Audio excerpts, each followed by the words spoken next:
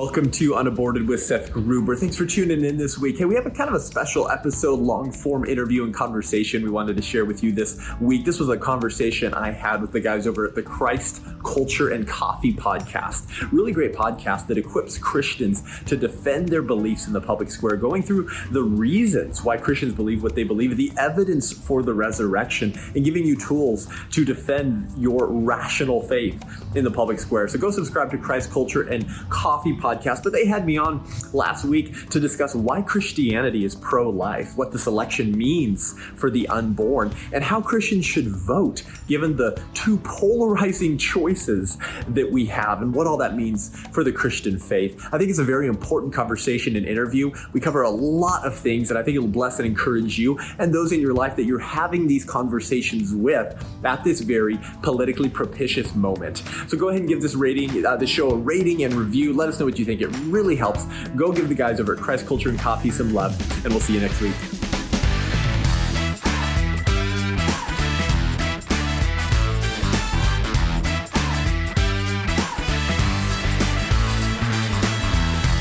So Seth, we are stoked that you are here today to talk with us about the pro-life movement. How are you doing, man? Doing well, guys. Thanks for having me on. Yeah, Christian apologetics meets pro-life apologetics, and we're going to be just a super apologist today. So that's right. Yeah, super apologist. We should make T-shirts or something. Yeah, that'd be awesome. Or no, we're beyond that. We get tattoos now. Yes. That's what we do. Yeah. So anyway, make it a little more permanent. Yeah. Well, Seth, we're really glad to have you, man, and honestly, really appreciate what you do. We have worked with, Alan Schleman from Stand to Reason does pro-life stuff. Out here, we're pretty involved with our Crisis Pregnancy Center in Phoenix, and we do the Walk for Life with them every year and advocate for them and help them train their people in certain things. Just love how God is really using the pro-life movement in America in this time. In the last 20 years, there's just been huge momentum swing, I think, with younger people in this movement. So again, before we get into all of that stuff, right off the bat, big question we need to ask right away is, do you like coffee? Yeah, that is a big question. Yeah, thank you. Yeah, we got to start pumping our blood with caffeine before we get into this very light topic. Yeah, I do like coffee. I didn't grow up drinking coffee. I think my mom drank coffee growing up. My dad hated coffee, would never touch it. Hated anything that had a strong taste to it. Never drank alcohol. Okay. And then it wasn't until ironically, like all of us, college, where you're like, okay, I can't study. Yeah, I need to put myself with caffeine. And then after college, I sort of started, refining my taste in what I actually liked. So unfortunately, as popular as sort of the Chemex and the drip and the pour overs are, I can't handle it. Okay, yeah, that's all right. I can't handle it. I am so susceptible to substances, and so if I have a pour over, I'm just wrecked. I start shaking. Yeah. I look at my wife. I'm like, what's wrong? I feel like I'm not a Catholic, but I feel like I have to go to confession. I feel anxious, like I did something wrong. Yeah. My wife's like, no more pour overs for you. So I'll do Americanos. Okay. Because it's way watered down, so I can handle it. Yeah. I like Americanos. I'll wake up with my son. We'll go on a walk. We live right by the beach. I'll grab an Americano and just do that. And then if I'm meeting up with people, I get I'm a little bit of a frou-frou, so I like my lattes. That's all right. Hey, that's good. So probably not as refined as you guys, but that's sort of my MO. Listen, man, there's no shame in what you like. Everyone has different tastes. And as long as you just like it, that's what matters, right? That's the important thing. Yeah, that's true. Unless you said Folgers, and then we'd make fun of you. Yeah, we make fun of Folgers a lot on the show. That's kind of becoming a reoccurring theme here. Yeah, I make fun of my in-laws when we go there for Christmas because they still have Folgers. I'm like, oh my gosh, isn't that $1.50 Ralph's version? Yeah, it's pretty bad. Right. My grandpa, same thing. I'm like, man, grow up already, okay? But we're over this. Love the smell of good coffee. So in college at Westmont, my roommates or my flatmates, they would grind it themselves, so I'd wake up to them grinding it, and they'd use the Chemex and they'd do the pour over, and I loved the smell. Wow. But if I drank it, then I was just destroyed for the next 3 hours. Well, that's great. So far the consensus with everyone we've had on enjoys the smell of coffee. Even the person who didn't drink coffee talking about a lot about the smell. So that's great. That's good. I haven't met a person who doesn't like the smell of it, to be honest. Yeah. It's God's gift to mankind. Guess so. There it is. Anyway. All right. Well, good. We're glad you like coffee. We're glad you know your drinks. Yes. And you know your limits. That's another important thing. There was this one time, man, where I drink coffee like a lot, and in college it was bad. I was getting like black eye, do you know like red eyes and black eyes are? It's like espresso in black coffee, so it's just caffeine on caffeine. Yeah. And I was drinking like 4 or 5 ventis a day. It was bad. And then I'd get headaches if I didn't have it, and I'm like, this is bad. I need to wean myself off the caffeine. So I did. But then I was weaning myself off, and then I ate a bunch of chocolate covered espresso beans one day. And because I'd been weaning myself off, I couldn't handle the caffeine anymore. And my heart started to spin. And I was like, am I dying? Like, what's wrong with me? I don't even know what's going on. But knowing your limits, Seth, that's a big important thing in the Christian walk. So that's good. Anyway, well, good. Good coffee talk. All right. Well, let's get into the topic for today. So if we could just start off, Seth, I just wanted to ask you, just to kick off the topic, why, as Christians, is the pro-life movement so vital for us to have a position on? Absolutely. Yeah, that is the most sort of fundamental question, right? Because we can approach this from a purely human rights perspective, right? Mm-hmm. Of just why should humans care about abortion? But Christians do have the theological underpinnings that make the best sense of the world that we live in. Mm-hmm. You know, if the claims of Jesus are true, then everything he says about himself, everything he says about mankind is also objectively true. And so as proponents of reality, I guess, right, because scripture says Jesus is reality, we have the best sort of explanation from an ideological, theological, worldview explanation of why human beings are intrinsically valuable, why we have more valuable above other kinds of beasts or other forms of life. And of course, you know, you and your listeners would probably be able to answer this question just as well as I, which would be that we're created in the image of God, right? This idea of the imago Dei. And so therefore, the Bible has always forbidden the shedding of innocent blood. The Bible takes the shedding of innocent blood very seriously, right? The Proverbs says that God hates hands that shed innocent blood. And if you want to know how God feels about abortion, by the way, just read how God reacts to his people's complicity in child sacrifice. Yeah. He has some very colorful language for his people. He says things like, if one of these men sacrifices his child to Molech, I will cut him off from the people. He says, it never entered my mind that you would do this, meaning sacrificing your children to Molech. And he describes his people's complicity in child sacrifice as whoring after Molech. Well, I've always said that Satan doesn't care the name of the God that you sacrifice your children to. And as Christians, we understand that any other God, small g, besides Yahweh, is just a manifestation of Satan. It's Satan manifesting himself through spiritual powers in the forms of different idols to pull people away from Christ. So there are no other gods, right? There is but one God, and any other God is an idol that is really Satan. And so Satan doesn't care whether you sacrifice your child to actually a gold statue of Molech or whether it's the pagan gods of convenience, education, money, and career well-being. As long as you continue to shove children down his throat, he will be satisfied. Greg Cunningham, a longtime leader of the pro-life movement, once said that Satan would kill God if he could, but he can't. So he kills babies because he knows it wounds the heart of God and hurts the church. Wow. And so this is a spiritual battle far more than it is purely a political battle. It has political realities, but it is at root a spiritual battle. Why? Because these are image bearers of God who were knit together in their mother's wombs, fearfully and wonderfully made, such that the first person to recognize Christ was an unborn child. And if Roe versus Wade had been enforced in the first century, Jesus would have been likely aborted, apart from the sovereignty of Christ, of course, because Mary checked all of the Planned Parenthood prospect check boxes, unmarried, with a man threatening to leave her, a teenager without any financial stability. And yet we have woke Christian progressives today telling us that we need to vote for Joe Biden and Kamala Harris because Trump is orange man bad. Essentially saying that they will cast their vote for America's form of child sacrifice. So that's why Christians have to care about abortion, and why the only truly Christian position is a pro-life position. Well, and see, and that's something that I've been hearing a lot of, not just this election cycle. But I'm old. I'm almost 37 years old. I'm old. You look good. Thanks. Hey, that's very nice. I put the on Skype. I put the the blemish remover on, so I look nice through the lens. Yeah. But I was gonna guess 31. So. Yeah, well, that's good. But so I've seen you always, a lot of times it comes up where it's like, listen, man, this is just one issue, right? This isn't like the only thing to vote for. There's so much to humanity, and there's people that are poor, and there's people that need welfare, and there's all these other issues. And so yes, this is probably a little bad, the abortion thing, but in order to vote for these other issues, I'm okay with voting a pro-choice candidate in. So I guess my question for you is, should Christians be pro-choice? I think I asked you earlier, can they be pro-choice?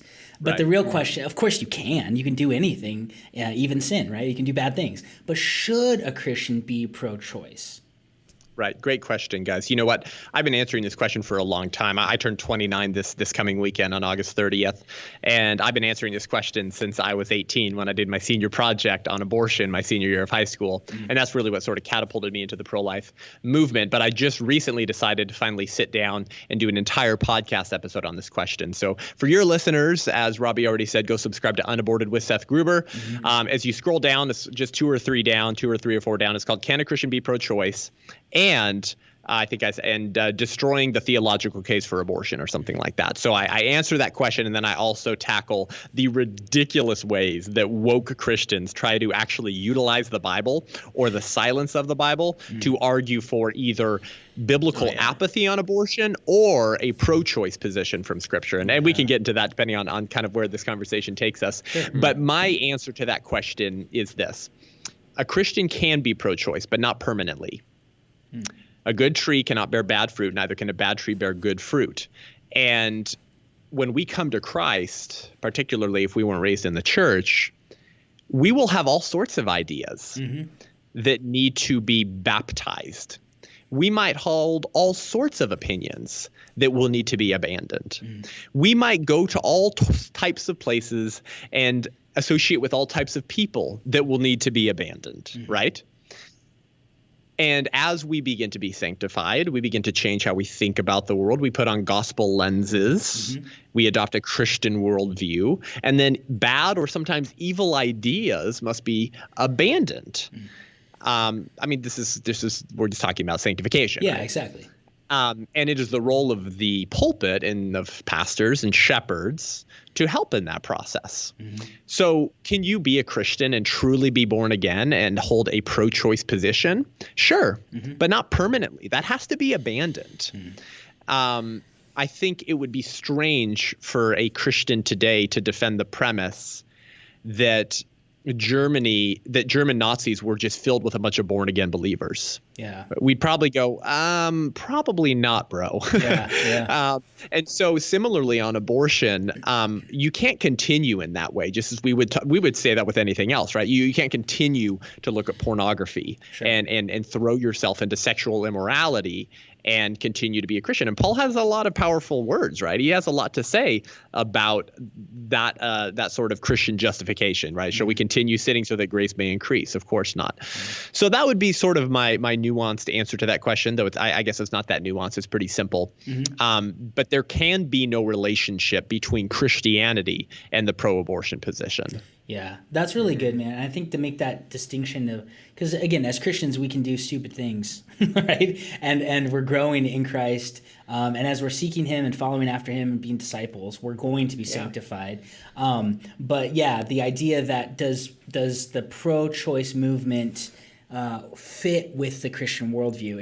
It does not. God is not happy with that. And it's not, it's so interesting to me how people act like, well, that's just an opinion. It's like, no, that's not really an opinion. Like, I mean, it's God's opinion, I guess you could say, but he's very clear about certain issues. There's debate on eschatology and certain things like that, and it's like, okay, we do the best we can and we gotta land somewhere.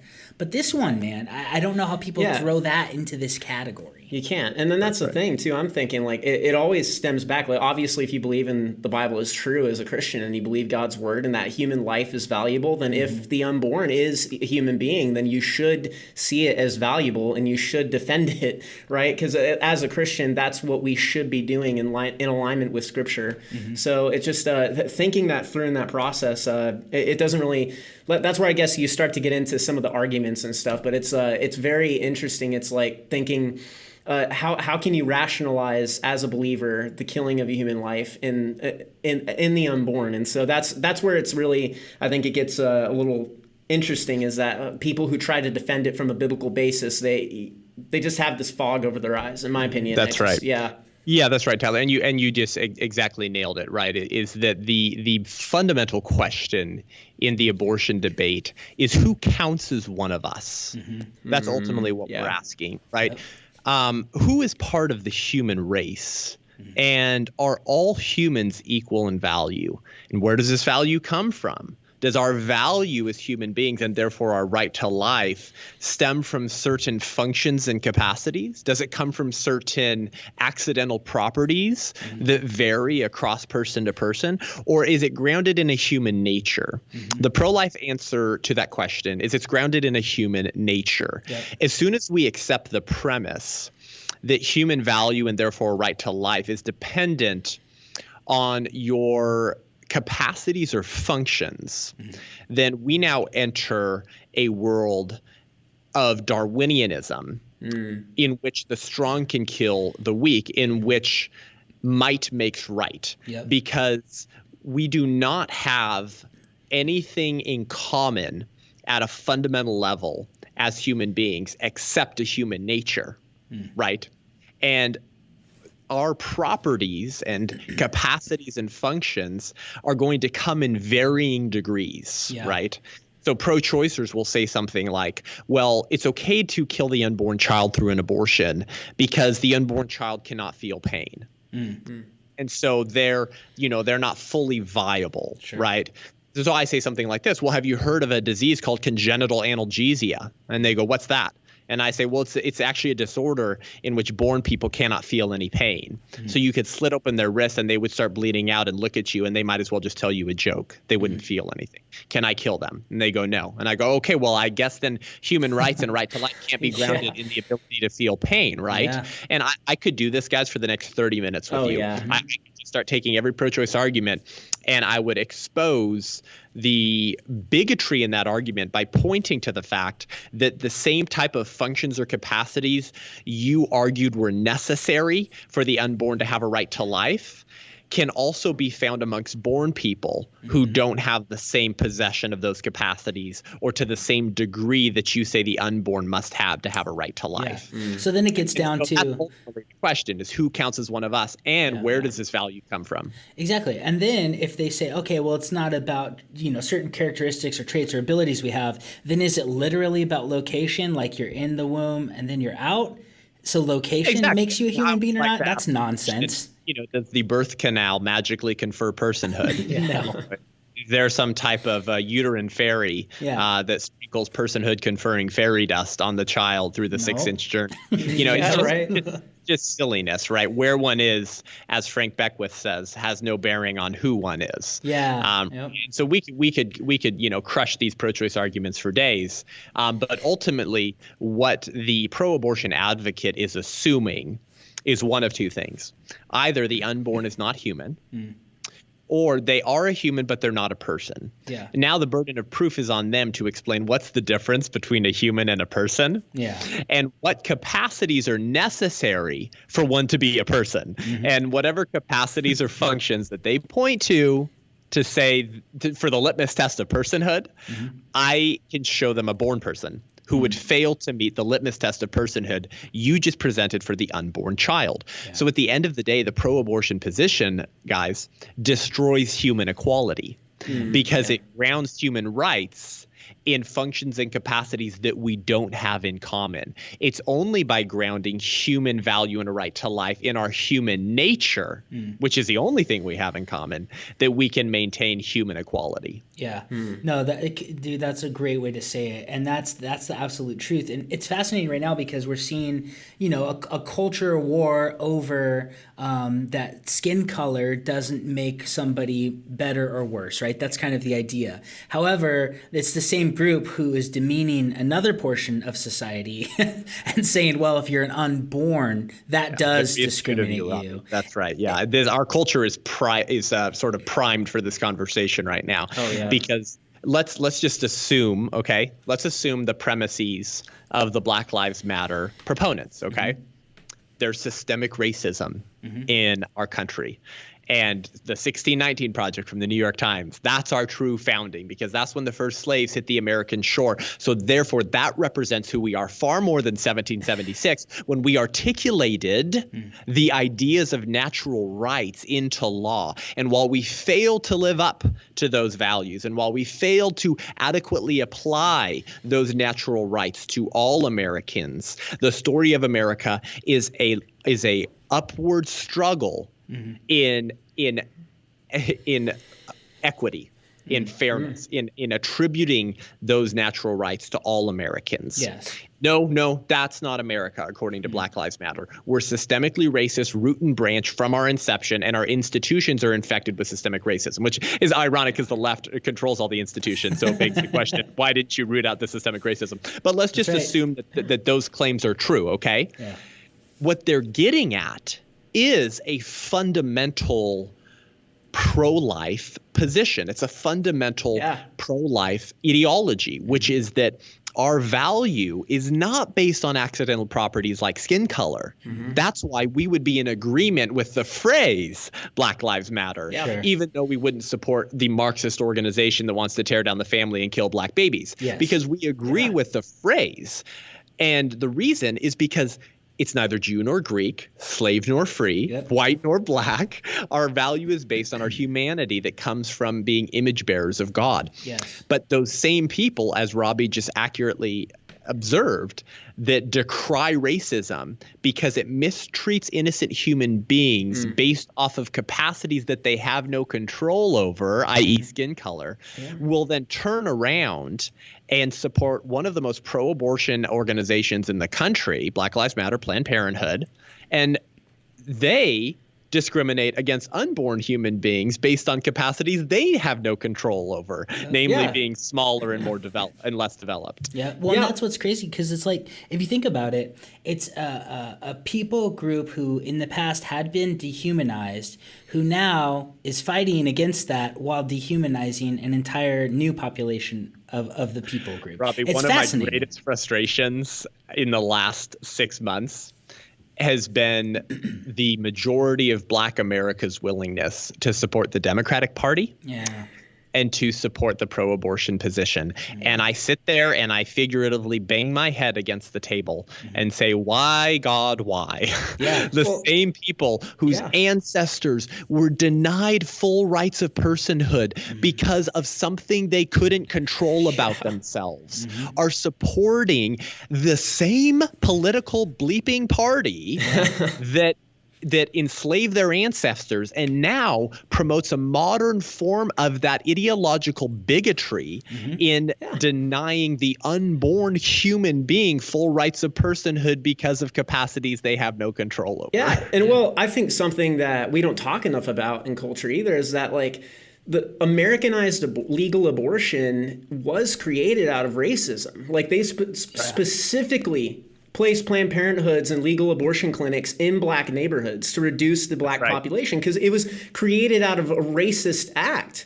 And so you're seeing, it's incredible. It's like, this was like legalized abortion was meant to reduce the Black population. And there's so many quotes and evidences that this is what they're Tyler, targeting. are you saying that cancel culture is really selective in who they call to cancel? Exactly. Yeah, right? Yeah. Well, I mean, it's fascinating because, like, again, and there's so much debate on this, and I don't know where you land on it, but does systemic racism still exist? There's definitely echoes of it, and we're dealing with problems that it had created. Does it exist now? Doesn't it? I think you have to say systemic racism exists in Planned Parenthood abortion clinics. Oh, yeah. Like that's really like the only clear one I see.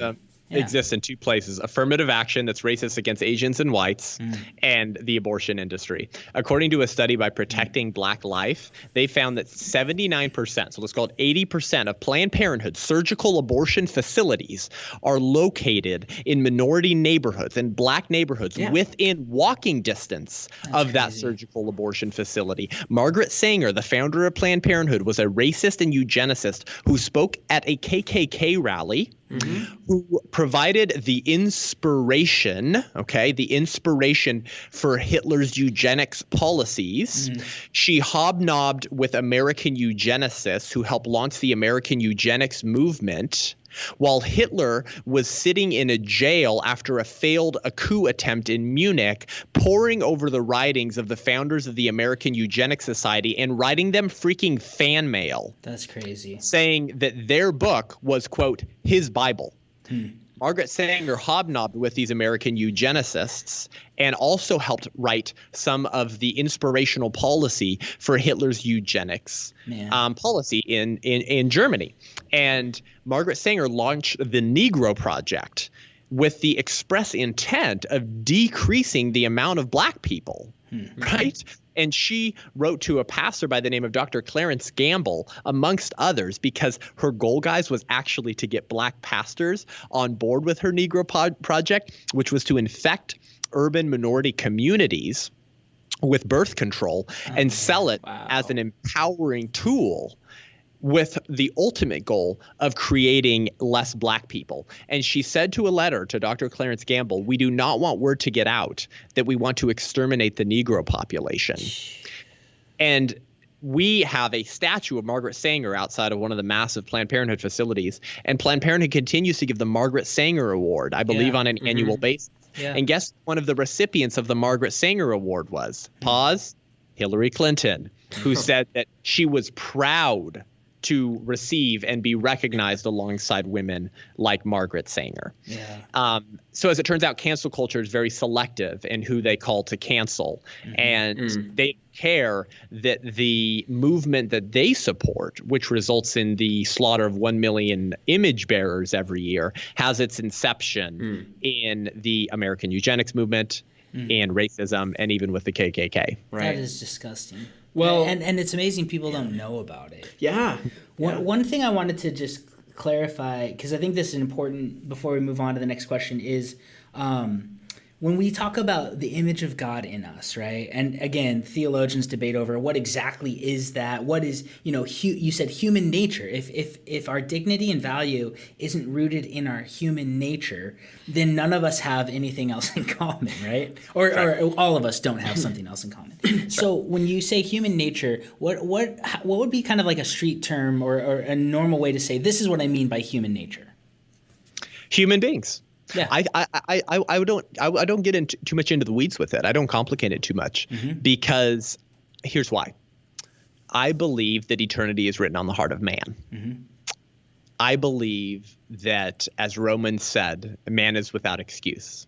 God has made his divinely, his invisible attributes, visible to all, right? You look up at the stars, you sin, you feel guilt, right?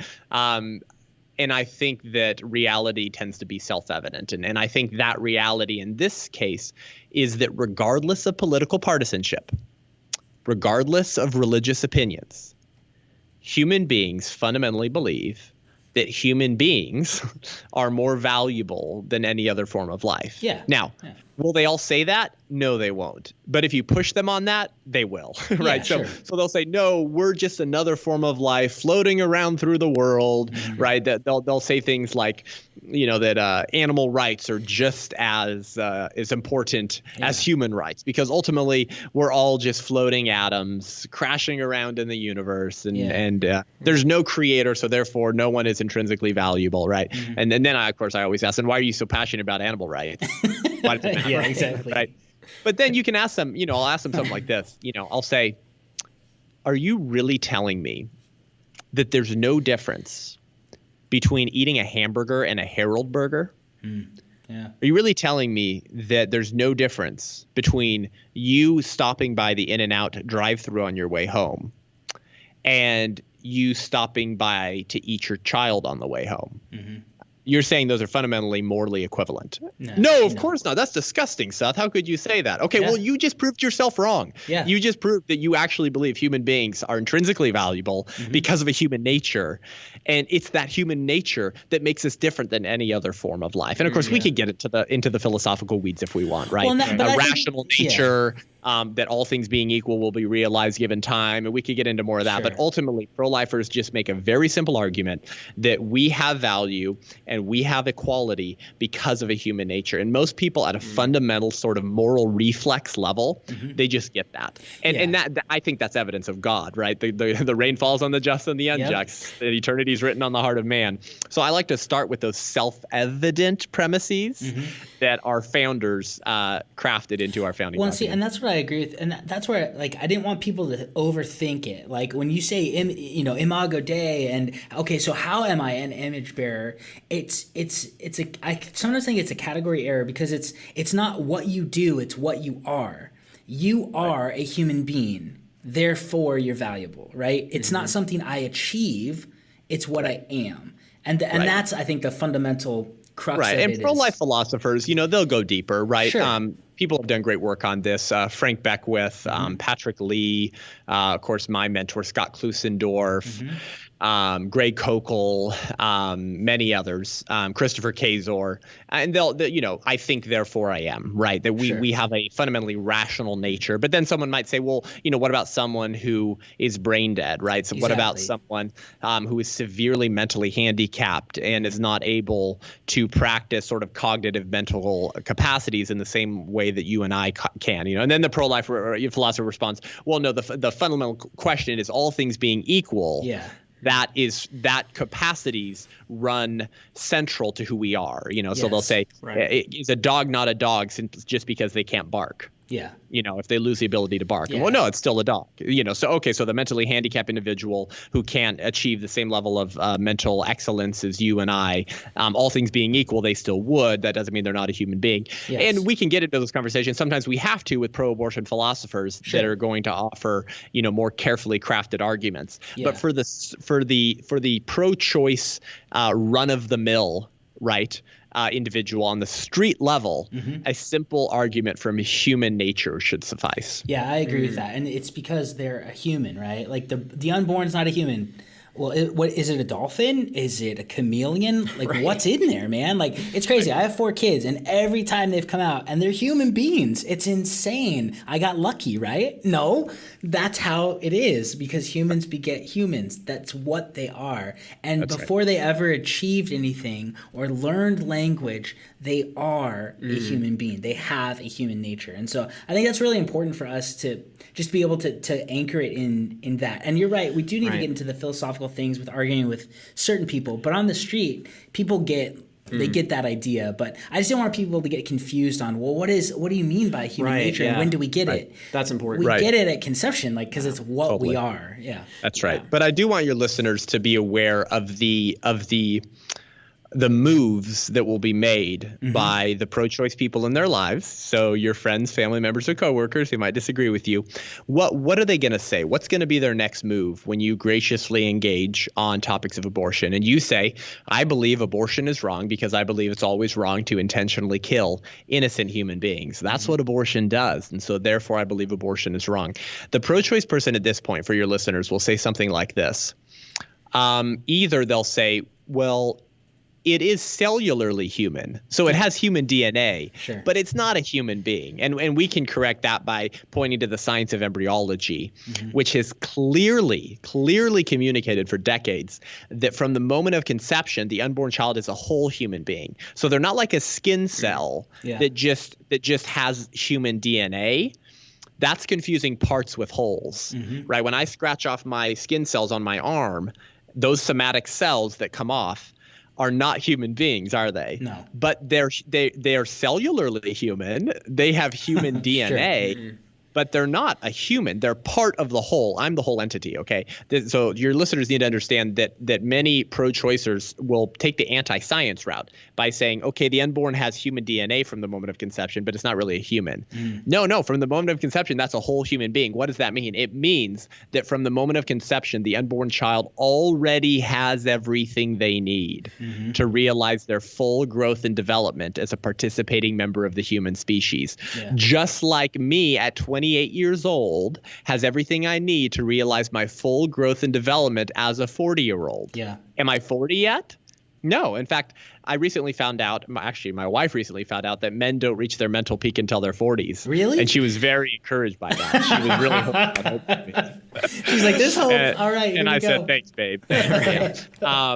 So there are degrees of development that I have not realized yet. Does that mean that I am not a whole human being now? No.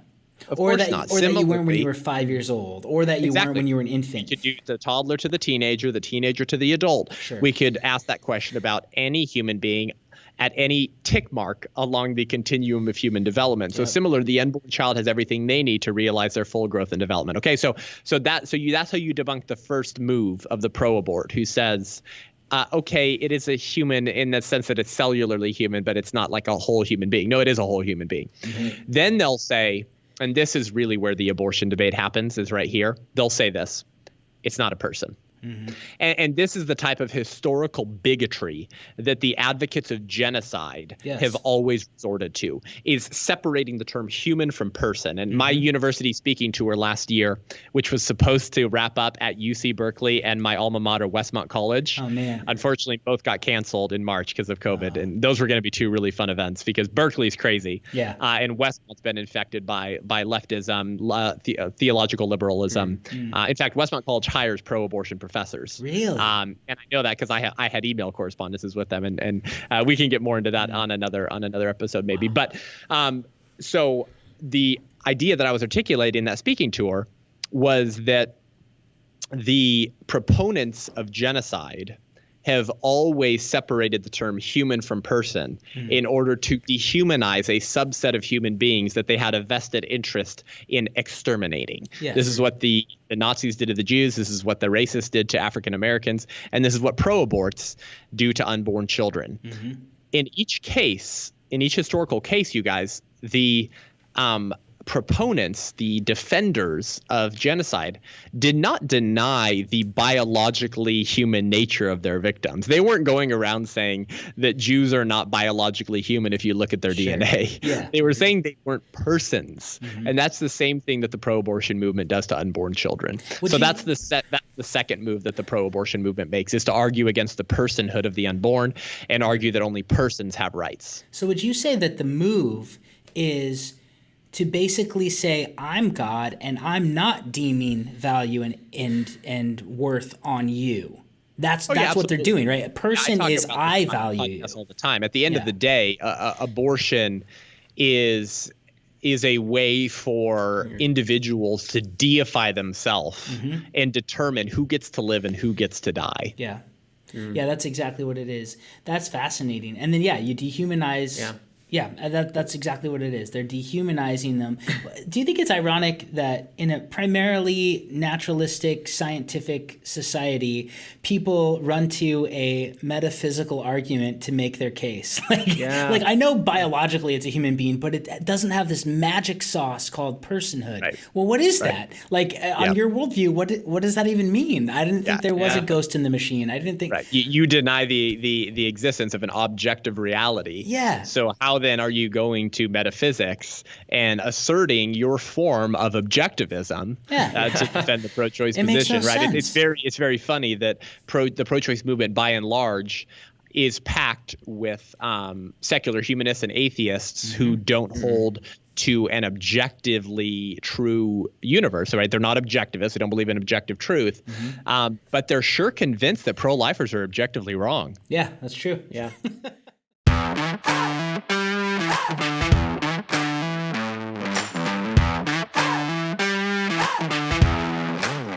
Hey guys, I hope you're enjoying my conversation with Robby and Tyler. Really important things that we're talking about, and I hope it's equipping and encouraging you to have these conversations more confidently and articulating these two polar decisions that we have this election, what that choice will mean for the unborn and for the posterity of our country and for the pro-life movement. So this kind of content we're able to create and bless and encourage others with because of your support. If you want to become a patron of the show, head on over to patreon.com/unaborted and sign up for whatever minimal amount you can afford a month. We have some perks and tiers over there for you that will give you some exclusive content if you do become a patron of the show. But we want to expand the amount of episodes that we do on this show and provide you even more interactive content through on-the-grounds conversations with people, run-of-the-mill individuals who have never been given really compelling reasons as to why people are pro-life and why we should all be pro-life. So to help us create more content, become a patron of the show, patreon.com/unaborted, and continue to enjoy my conversation with the guys at Christ Culture and Coffee.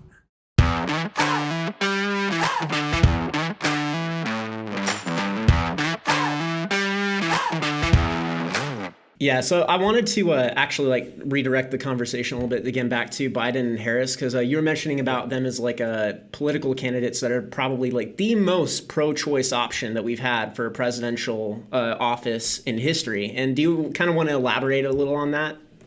Yeah, good question. Yeah. The Biden-Harris administration will be the most pro-abortion one in American history. They currently are the most pro-abortion political ticket in American history. And here's what I have to say about that briefly, and then I'll elaborate. It is a moral wrong. Okay, that's the language I'm going to use. It is a moral wrong for Christians to vote for a party that in their platform has promised to protect, expand, and fund the slaughter of innocent human beings. Yep. Oh, but they're unborn. Yeah, where one is has no bearing on who one are. Yeah. Oh, but they're not persons. Yeah, well, your same party used to say that about blacks. Yeah. Yeah, well, they can't feel pain. Yeah, some born people can't either. I mean, we could go down and down this road of bigoted arguments. At the end of the day, it's just a rehashing of bigotry towards the unborn child. Yeah. They do represent the most dangerous political administration for the unborn in American political history. And we've had some very pro-abortion candidates. Oh, sure. Obama is currently the most pro-abortion president in American history. Hillary would have been far more pro-abortion than Obama. And it was a gracious move of God to help America avoid her. Now, God is sovereign. He can do whatever he wants, right? Sure. But ultimately, our hope is not in politics. But that was a good thing for America. That was a good thing for freedom. And that was a good thing for unborn children that Hillary did not become president. Biden and Harris represent an extremely more dangerous political ticket than Kaine, right? Than Tim Kaine and Hillary Clinton posed. I have an episode, maybe 52, and I'm on 62 right now. So only a few episodes back on my podcast guide called Joe Biden, Abortion Crazy Kook. And then I have this last Monday's episode called Kamala Harris Hates Babies. If you listen to those two, you will get a very good in-depth overview of Biden and Harris's entire political history on abortion and the danger that they would pose in the Oval Office. Right. Kamala Harris was Attorney General in California not that long ago, right before she became senator. Yeah. And she was the one who prosecuted David Daleiden and the Center for Medical Progress in 2015 for releasing their undercover investigative journalist videos with high-ranking Planned Parenthood officials, not random staff members, right? High-ranking members of clinics or of Planned Parenthood corporate over lunch meetings, haggling over the price of dead baby body limbs that they were trying to sell to interested third parties for more profit. That is illegal. The trafficking of body parts is illegal, be they fetal or born body parts. And it's illegal because it creates an incentive to get more of those body parts. And the only way to get those body parts is to kill more babies through abortion. And David Daleiden and Sandra Merritt of the Center for Medical Progress were the first undercover journalists to ever be prosecuted by the Attorney General of California for recording conversations in public areas, right, where there's no reasonable expectation of privacy. So as David Daleiden rightly points out, Kamala Harris was prostituting her attorney general duties, her prosecutorial duties to her political campaign donors, the abortion industry, who max out to her reelection campaigns every year. Yeah, that's right. Rather than targeting Planned Parenthood for their illegal involvement in trafficking baby body parts that they had already aborted to make extra cash on. Yeah. And they still have not been fully prosecuted. And Kamala Harris raided David Daleiden's apartment and prosecuted him for misusing California law and recording conversations without permission, which you actually can be prosecuted for if you do it like in someone's living room where there's no reasonable expectation of privacy, but not at a restaurant. Yeah. I was thinking it was a public place, wasn't it? Yeah, restaurants. This woman was behind the Women's Health Protection Act that she co-sponsored last year, which represented the most radical piece of federal pro-abortion legislation in American history. Guys, this piece of legislation would have basically ruined all of the state laws against discriminatory abortions, which say some states have laws that say you can't kill babies if you're doing it because you don't want a boy, for example, right? Or based off of race or something like that, or based off of eugenics. I also have a podcast episode called Abortion is Modern Day Eugenics from just a few weeks ago for your listeners. Many parents will get abortions after they learn that their baby has Down syndrome or trisomy 18, right? Or they're disabled. So some states have laws against discriminatory abortions. The Women's Health Protection Act, co-sponsored by Kamala Harris, would have done away with all those laws. It would have done away with parental notification laws, which just say if you're a minor who wants to kill your child, maybe you should have your parents involved. It would have done away with the pain-capable unborn child protections in certain states at 20 weeks plus, where it is undisputed that the unborn child can feel the full range of human pain just like any born person. It would have done away with that. It would have prevented any state legislation on preventing third trimester abortions. It would have forced Americans to fund abortion even more. This is radical crazy. legislation. Yeah, that's insane. And to just continue with Kamala, give you a brief flyover on Kamala Harris. She has said, since she started running for president last year before her campaign erupted in a flaming garbage pile of fire, she said that she was going to institute pre-clearance guidelines for states who wanted to pass pro-life legislation, basically obliterating federalism and the democratic will to institute her botched political ideology. What that means is that if a more red state wanted to pass pro-life laws, before the legislation is even voted on, guys, Kamala Harris would have to give it pre-clearance. Jeez. Oh, wow. That is so anti-unconstitutional and anti. That's crazy. She has said that she is open to the conversation about adding 4 more justices to the Supreme Court. By the way, anytime a radical pro-abortion Democrat tells you they're open to having a conversation about something, it usually means we need to do it right now. It's their way to try to be perceived as a moderate. So she has said she'd be willing to add 4 Supreme Court justices to the Supreme Court. What is she telling us, guys? She's telling us that under her administration, she would pack the court with 4 leftists in one term. She's going to change it. She's going to pick who's in. Imagine 4 more Ruth Bader Ginsburg for a second. Ugh. That would set the pro-life movement back decades and obliterate the option and ability of ending abortion in our lifetime. And lastly, she said that she would be open to talking about getting rid of the filibuster. So basically, you want to filibuster the attempt of the Biden-Harris administration, who might have the House and the Senate, to expand the size of the Supreme Court? Sorry, you can't filibuster it. We got rid of it. She said she'd be willing to do that as well. So what does all that mean? It means that she will weaponize all of that political power against unborn children. So I released a graphic today on my social media saying essentially that Kamala Harris is to babies what Hitler was to the Jews, and unborn children will be targeted for dismemberment like any other time in American history under a Biden-Harris administration. And that's just Kamala Harris, guys. I haven't even gotten to Joe Biden. So they represent the most dangerous political ticket for the unborn. Wow. Well, and that's where you see this, because again, it's if you're just looking at it from a political standpoint, you go, why do you have to be pro-choice to be in the Democratic Party? Because you have to be. Like, you will go nowhere if you're not.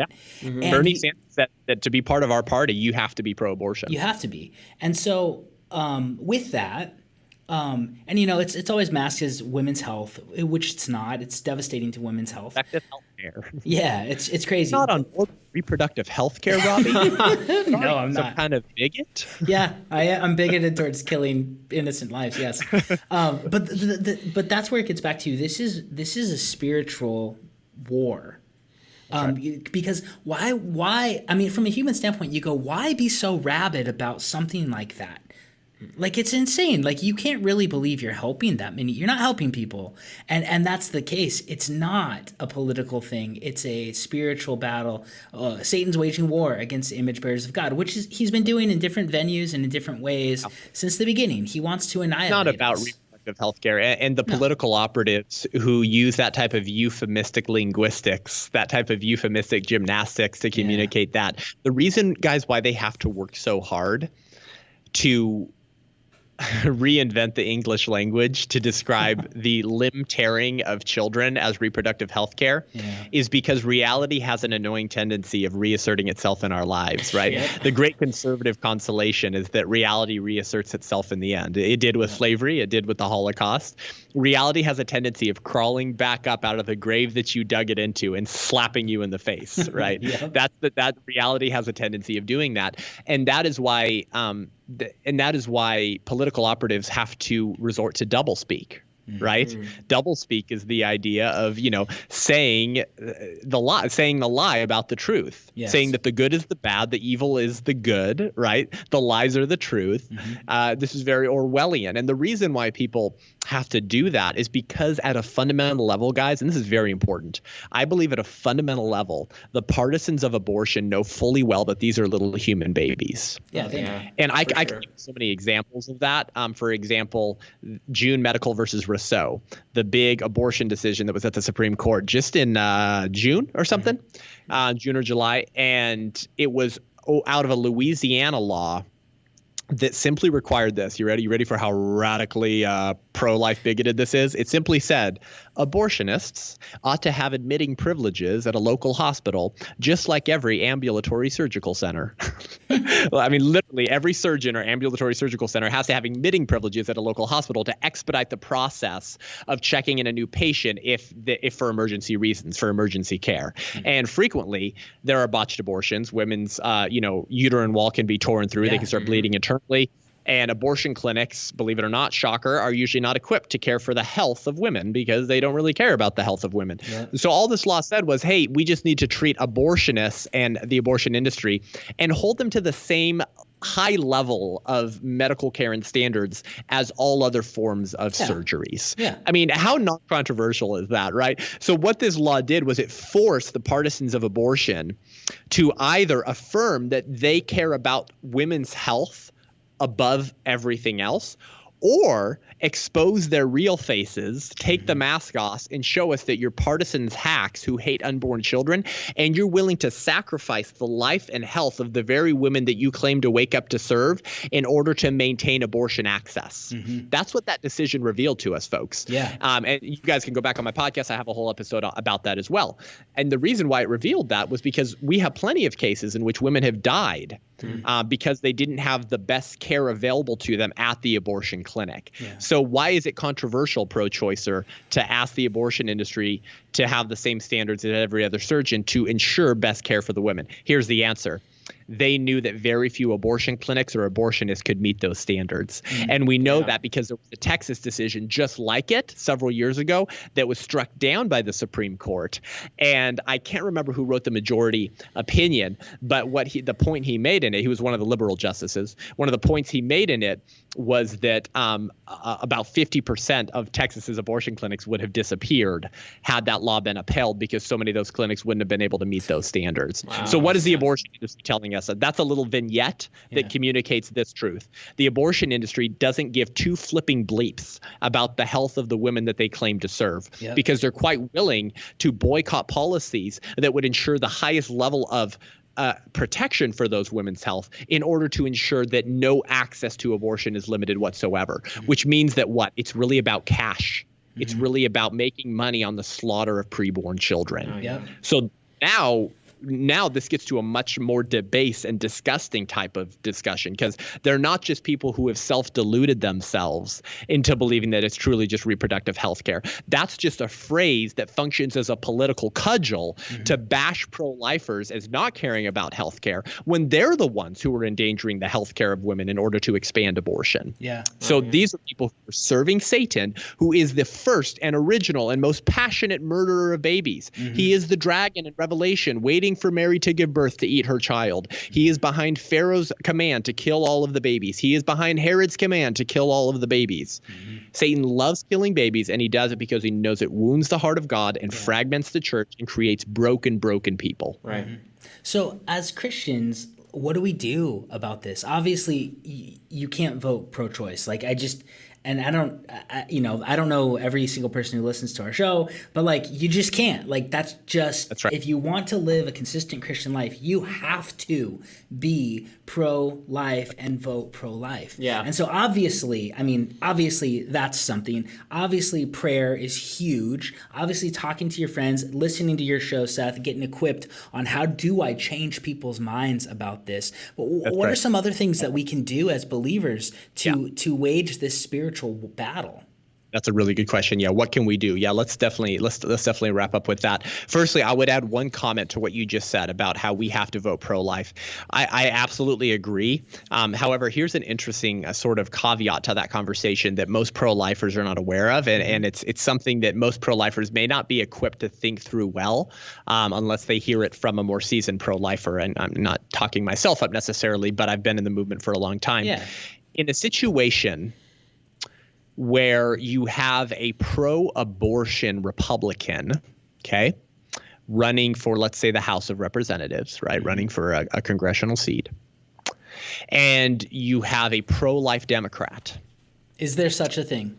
Oh, this has happened all the time. Okay. Oh, yes, there are some. Okay. There are pro-life Democrats. Yes. They're a rare breed today, right? Yeah. But they're not extinct yet. Okay. There is a group called Democrats for Life of America. I have a couple bones to pick with them.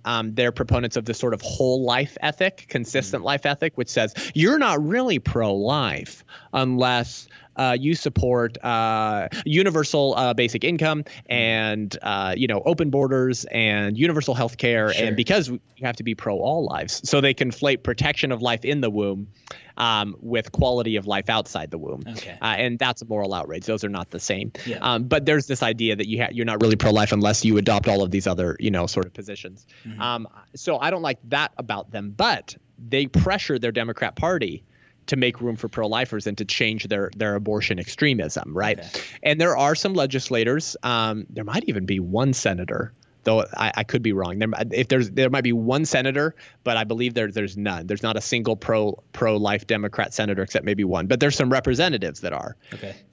But they're part of a party whose platform is so pro-abortion that a pro-life Democrat has no hope of accomplishing anything for the pro-life movement. Okay, yeah. So that's important. So the only thing I'd add to what you said is that for pro-lifers who understand the legislative battlefield, the political battlefield, I would say you can never vote for a party whose platform is to promote, expand, and fund abortion. Not necessarily never for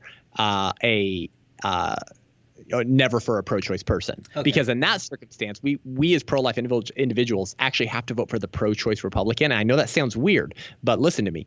That ensures that the Democrat Party doesn't get another congressional seat, because sometimes these votes come down very close. They come right down to the wire. Yeah, that's true. And if you give another vote into the Democrat Party, oftentimes, even if he's pro-life, he'll cave out of pressure, right? And there's a whole bunch of other sort of political aspects that go into that. Oftentimes, when they vote for the Speaker of the House, right, who really sets the legislative agenda, oftentimes pro-life Democrats have been known to vote for very pro-abortion speakers of House. Because their whole party's doing it, so they cave. You see all the sort of ins and outs of it. But that's important. Would say, oh no, pro-life, you got to vote for the pro-life Democrat. No, not necessarily. Not if you want to ensure that eventually we have federal protections for unborn children. So you would say vote Republican. Always. Yeah.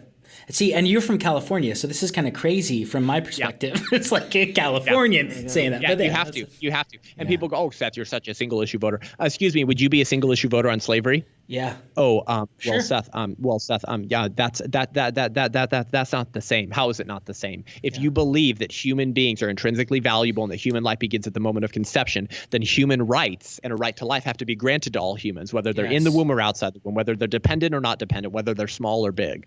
And so if you believe abortion is as equally morally evil as slavery, if not more, then you need to adopt the same types of legislative strategies to protect their life as you would for slavery. Yeah, absolutely. But the people who say they're not single issue voters on abortion, they say they're pro-life, but they don't vote. They don't vote single ticket. They're not a single issue voter. Would suddenly magically become single issue voters if the issue is slavery, which raises the question, as Hadley Arkes, the great natural rights philosopher, says, leaves me to wonder whether these friends are really possessed of a lively sense that real human beings are getting killed in these surgeries.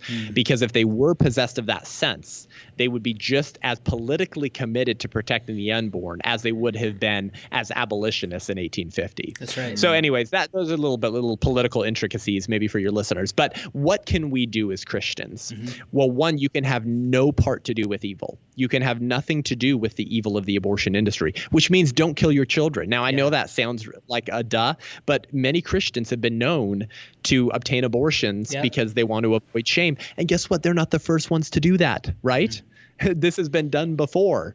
King David, arranges the death of an innocent human being out of shame of his sexual malfeasance, of his sexual immorality, right? He arranges to have Uriah, Bathsheba's husband, murdered so no one finds out that he slept with Bathsheba. How many Christian women or men go get abortions because they don't want someone to find out about their sexual immorality, right? So, hey, King David did it. If there was grace for him, there's grace for you, right? The gospel is available to all, but we can have nothing to do with the killing of children. And unfortunately, the Guttmacher Institute, Planned Parenthood Statistical Research Branch, reports that over 30% of the annual abortion rate are being performed on women who identify as evangelical Protestants.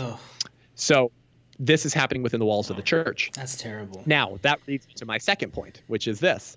How can we expect obedience to protecting life from the Church of Christ if we can't prevent the slaughter of children within our own walls? How can we expect American pastors to truly be pro-life, to do something about their pro-life position, if they're, I think one could argue from a spiritual, theological perspective, are complicit in the deaths of children within their congregation? Because, as my friend Victoria Robinson from Save the Stork says, their silence is really, really loud. Their silence is really loud. And what it does, friends, is it gives tacit permission to the young women in their church who suddenly find themselves facing an unplanned pregnancy, and they think, I don't want my pastor or family to find out, but they were never given a truly spiritual, theologically rich perspective on abortion. Their youth pastor, their pastor never talked about it from the pulpit. So what is the unspoken assumption in the mind of that young man or woman in America's churches?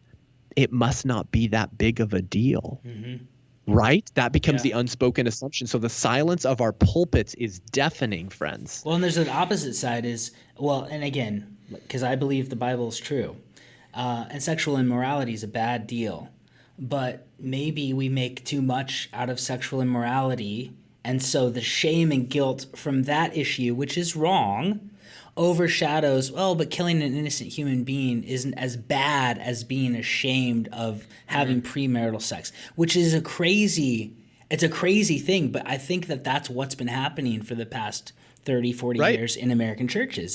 This is the cardinal sin. Don't cross that line. But we're not even going to mention this. And you bet the world is there to tell you what to do when you find yourself in a crisis pregnancy situation. That's right. And if we don't talk about it, the world's going to tell people what to do, especially our young people. That's exactly right, Robby. This is very important for your listeners to understand. Okay, I speak in Protestant Catholic high schools and youth groups and youth conferences all around the country. And I ask the administrators of these schools all the time that I have to work my butt off to get into in the first place. Most of them have never had a pro-life speaker before. And I tell them, the issue is not whether your students are getting formed on how to think about abortion. The question is by whom? And do you want to play a role in the discipleship and formulation of how your young people are going to think about abortion? Because they're all absorbed in social media. They're getting formed on how to think about abortion by someone and in a certain way. Who is going to be the dominant voice in how they interact with the issue of abortion?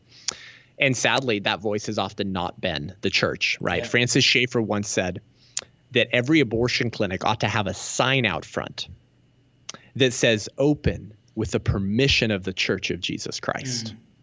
Dietrich Bonhoeffer once said, not to speak is to speak, not to act is to act.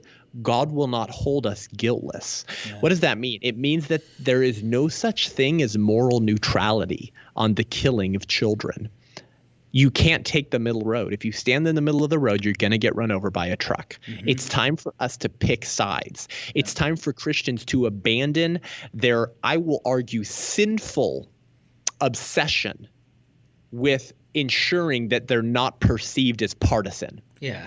It's time for Christians to abandon their sinful obsession with their reputation and engage in the political battles necessary to protect unborn children. Oh, but Seth, the Republicans aren't perfect. Oh, but Seth, President Trump tweets nasty things. Oh, but Seth, the Republicans are not as they're not as friendly to open immigration as the Democrats. Oh, but Seth, Republicans don't support universal health care. And if all lives are important, then poor lives are important too that need health care. Oh, but this, oh, but that. All of these concerns, friends, that they would never raise if instead of the issue being abortion, the issue was spousal abuse or sex trafficking. What if instead of the Democratic Party being the party of abortion, they were the party of sex trafficking?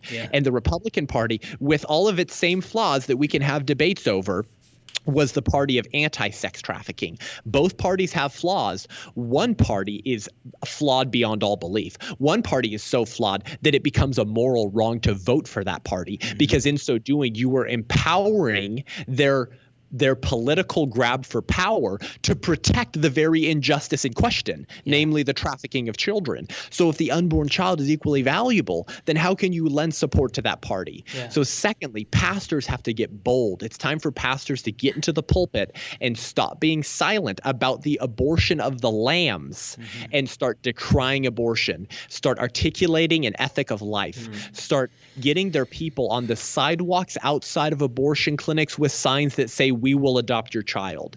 Does that mean that you have to do that to be pro-life? No, because that's like saying you can't oppose me beating my wife unless you're willing to marry her.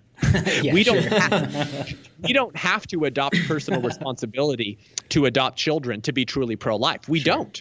All that is required to be pro-life is to speak and live as if abortion is wrong. But as Christians in our individual lives, we do have responsibilities that are more broader and inclusive than the pro-life movement's objectives are. And those should include a care for widows and orphans. If we're supposed to care for the orphan because he is endangered because his parents are dead, how much more should we care about unborn children whose life is endangered because his parents want him dead?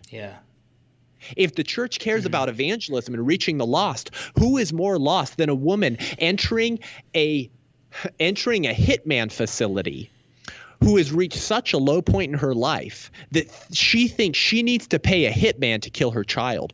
Whose heart is more ripe for the gospel than a man and a woman who now think that empowerment means paying someone to kill their child? These people are ready to hear the gospel. So from a purely utilitarian perspective, abandoning any care about the unborn child, the church should be outside of abortion clinics just for growing the church and getting new converts. And then you add in the value of the child who's an image bearer of God and a neighbor, the second greatest commandment, love your neighbor. We now have the opportunity, if we merely put our people outside of abortion clinics every day that they perform abortions across all 50 states, we could bankrupt the abortion industry in a matter of months or years. Guys, studies from pro-life organizations have showed that upwards of 80% of women who are going to their abortion appointment will drive away and not enter the parking lot if there are just pro-lifers standing outside, just standing outside, not holding signs saying we'll adopt your baby, not holding signs of little pictures of 8-week babies in the womb, just standing there. What does that tell us? It tells us that God's rain falls on the just and the unjust, and eternity is written on the heart of man. And so even a woman who is contemplating the death of her child has enough of a functioning moral compass in that still small voice that she might feel shame by being seen by others entering an abortion facility. Okay, so take those 80% of women who don't go into the abortion clinic if there are just men and women standing outside of those clinics. Now, take every church, take 2 churches in every county in all 50 states, and get 5 people from both of those 2 churches. So 10 people from churches in every county in America who commit to standing outside of abortion clinics every day that they perform abortions. With signs saying, we will adopt your baby. We have a back house for you. We'll pay for the delivery. We'll pay for your groceries. Yeah. Can you imagine? That would change everything. It would change everything. It would bankrupt the abortion industry, and we as the church would be responsible. We could have the blessing and the joy of saving millions of babies, and then getting those people in our churches to meet Jesus, and then baptize their children, or if you're a Catholic, or commit them to Jesus at their church by the very people who helped save that child. Think what that would do to American evangelicalism. Think what that would do to saving souls and saving babies, but the church doesn't do it because it's just too difficult. So that would be That was long-winded, but that's what I would that's great to think about, that we can do this. Like, we can actually save souls and save lives by adopting a certain level of personal responsibility, just like the Good Samaritan did when he walked by a bleeding victim on the side of the road who needed help. The unborn is our bleeding victim. And how many pastors drive by the local abortion clinic on their way to church office to plan their sermon on Sunday? We are driving by bleeding victims that we could save if we would merely intervene. And of course, give to local pro-life organizations, equip yourself to defend life, but adopt personal responsibility. I think that's huge. And I think that's been one of the problems of the church is we've just been so silent on it, right? And like C.S. Lewis said, right, for evil to triumph, it just takes good men doing nothing. And that's where we're at, is we all, well, I'd hope most Christians would say, yes, pro-choice is terrible, pro-abortion is disgusting. We've got to be for life. But we've bought the lie that, well, don't rock the boat. Like, don't say what you think. Oh my gosh, because we're supposed to love all people. Well, you can love people and you can stand for truth at the same time. And we have a heritage as Christians of doing these very types of things that you're talking about, Seth. In the early church, the early church. Yeah, they dump their babies at the dump. The Romans would leave baby girls at the dump, and the church would go and adopt them. And the early church was culturally diverse because they were literally saving infants that were abandoned of different ethnicities. That is the heritage of the early church. That is how pro-life the church used to be. And now we think we're a pro-life church because you invited Seth Gruber to come give a pro-life talk on Sanctity of Human Life Sunday once every Sunday. Now, thank you. I mean, I'll take the honorarium. I need to support my family to do this. But it's a tragedy that I have to be booked 5 Sundays straight every January because it's Sanctity of Human Life Sunday. And me as a pastor, I can't do this. So I have to have a pro-lifer do it. Again, this is my passion. I'm grateful for the opportunity, but I'd rather be struggling to find churches to speak in because the pastors would be so regularly preaching on abortion and owning their responsibility to save preborn children that their congregants wouldn't need to hear a pro-life speaker. That's right. No, I totally agree with that. And I think that there's fear, and I think that there's too much concern over tax-exempt status, and that's all crap. Like, we need to stand up for truth, and we need to stand up for life. And I don't want to be standing before Jesus and be held accountable as somebody who was, a proponent in the Holocaust or of Nazi Germany or in the pro-abort life of America, where millions of kids are killed behind the scenes. So it's out of sight, out of mind. We can't. We need to stand for injustice, especially when it's in the lives of the innocents. So, man, this has been awesome. We really appreciate your time and all of your wisdom on this. Where can people follow you if they want to learn more about what you're doing and get more into your ministry? Yeah, thank you. I'm most active on Facebook, so you can follow me at Seth Gruber. We have a growing community there. I post a lot of regular daily content. I have a podcast episode every Monday on Unaborted with Seth Gruber. Subscribe wherever you listen to podcasts, or if you like to watch it, it's also available on YouTube, and you can actually watch the whole show. I splice that up into tons of bite-sized content every week on Facebook with addressing specific, sort of topics and conversations. So those are reshareable. They're very clickbaity. They'll equip you with little bite-sized pro-life munchies. So that's available. So subscribe to Unaborted. I have a website, SethGruber.com. You can ask me questions. You can do booking requests there if you want. You can also subscribe to my newsletter to get pro-life resources there as well. And then if you want to support my ministry as one of the only pro-life organizations whose entire mission is to go speak to young people to equip them to defend life so that they will be the pro-life generation, then of course, any monthly partnership is appreciated as I commit my life to do this full time. So that's how you can connect with me. And my goal is just to equip you to defend life. We have 62 episodes now on Unaborted with Seth Gruber. Any pro-life argument, pro-choice argument you've heard, I've basically covered on there at this point. Or if I haven't, I will in the future. The one from 2 weeks ago was called "These Are the Best Pro-Choice Arguments. We Will Destroy Them," and I addressed the most two persuasive arguments. They're not very persuasive because it's very difficult to defend the indefensible, but they're heralded as the two most persuasive pro-abortion arguments, and I just laid those to the bigoted waste that they are. So if you have the time and you just are a podcast guru, if you listen to my podcast, you will literally leave as a pro-life apologist. So anyways, that's how you can connect with me, and thank you guys for having me on. Thanks for what you're doing, and it's good to be in the battle with you. Absolutely, bro. Thank you so much. One of the things too I just wanted to say that I appreciate about you is that you don't pull punches and you don't try to be you're not mean and you're not unloving, but you're gonna say things the way that they need to be said, and you're not afraid to ruffle feathers, which I like, because honestly, if this is a life or death issue, which it totally is, and if it's complete injustice and if it's anti-God, we need to say things like they are. Like your podcast, Kamala Harris hates babies.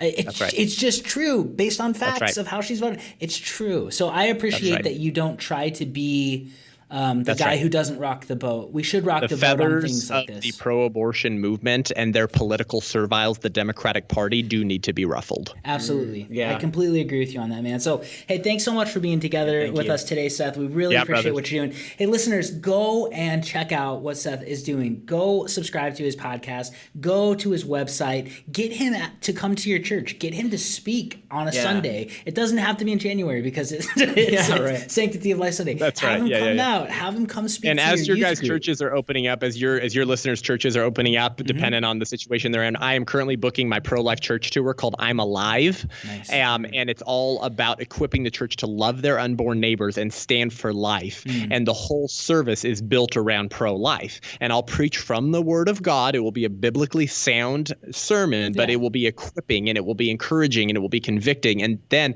we have a follow-up forum after the service for the churches that want to do that, discussing on the ground local tactics on how to stand for life in your community, and providing organizational resources from friends of mine that mentor up local Christian pro-lifers to save babies and minister to women and children in their community. So if one of your listeners' churches wants to do that on a Wednesday evening or a Sunday evening in 2020 or 2021, it's called "I'm Alive Pro-Life Church Tour."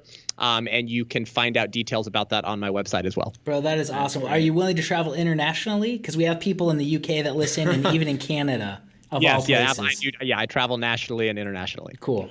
Well, hey, go check out his stuff. Please subscribe to his podcast. Stay in tune with this conversation, because this isn't just a one-time issue. This is something, my wife and I, this is a big deal for us, and we support multiple pro-life institutions because we want to be making a difference in saving lives of human beings.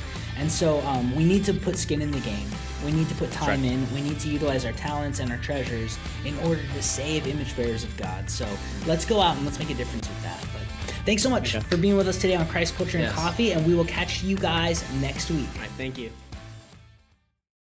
Wow, what a great conversation that was. Very grateful for the guys over at Christ Culture and Coffee. Go ahead and subscribe to their podcast to get even more types of content that equips you to stand confident in the public square and defend your faith and values. Go ahead and share this episode with someone in your life, particularly maybe a more progressive Christian who thinks that you shouldn't just be a single issue voter, or you can be a pro-life Christian who votes for the pro-abortion candidate, and have these conversations about these issues leading up to the election. Thanks again so much for tuning in. If you want to support this show, head on over to patreon.com/unaborted to become a patron. Give the show a rating and review. Let us know what you think. It really helps us reach more people. And if you want to connect with me, sign up for my newsletter, see my speaking schedule, or request me for an event this fall or next year, head on over to my website at SethGruber.com. That's SETHGRUB as in baby boy, ER.com. Thanks so much for tuning in. We'll see you next week.